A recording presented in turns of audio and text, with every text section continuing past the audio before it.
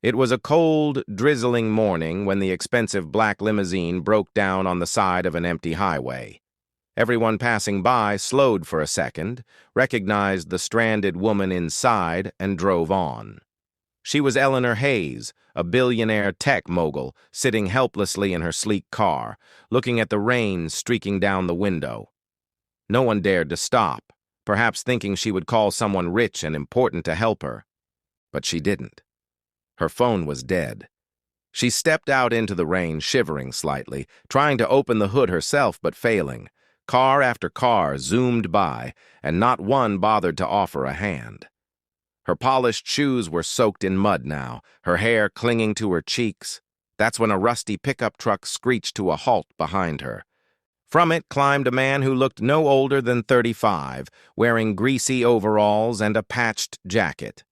His name was Miguel. He jogged over and without a word knelt by the car, examining the engine. Eleanor, surprised, asked, "Aren't you busy? You don't even know who I am." Miguel chuckled, wiping oil on his sleeve. "Doesn't matter. Everyone deserves help." For nearly an hour, he worked in the rain, his hands black with grime, while she watched silently. He didn't complain, didn't ask her name, didn't even glance at her with judgment like the others did. At one point, she saw his hands shaking from the cold, yet he kept going, mumbling softly about loose wires and faulty circuits. Finally, the engine coughed back to life. She stared at him, truly seeing him for the first time. "Thank you. How much do I owe you?" He looked up at her, water dripping from his hair, and smiled faintly. "Nothing. Just pay it forward someday." And before she could say another word, he got back into his truck and drove off. That moment haunted her for weeks. She kept thinking about how everyone else, wealthier, warmer, safer, had walked away. But this one poor mechanic had stopped and given what he could. A month later, she tracked him down. Miguel was working at a tiny, dusty garage on the edge of town.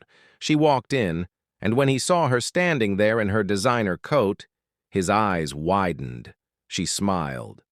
"You fixed my car. Now it's my turn to fix your life." Within 6 months, Miguel was running his own chain of high-end service centers, funded entirely by her. But he stayed the same humble man, still driving his old pickup, still stopping to help stranded strangers. The world didn't change because of Eleanor's billions. It changed because one man refused to walk away. A shorter, stronger version. Rain poured as Eleanor's limousine stalled on the lonely highway. Dozens of drivers glanced at her and kept going. Everyone walked away, except Miguel. A poor mechanic with rough hands and kind eyes, he stopped, knelt in the mud, and fixed her car silently. When she offered money, he simply said, "Pay it forward."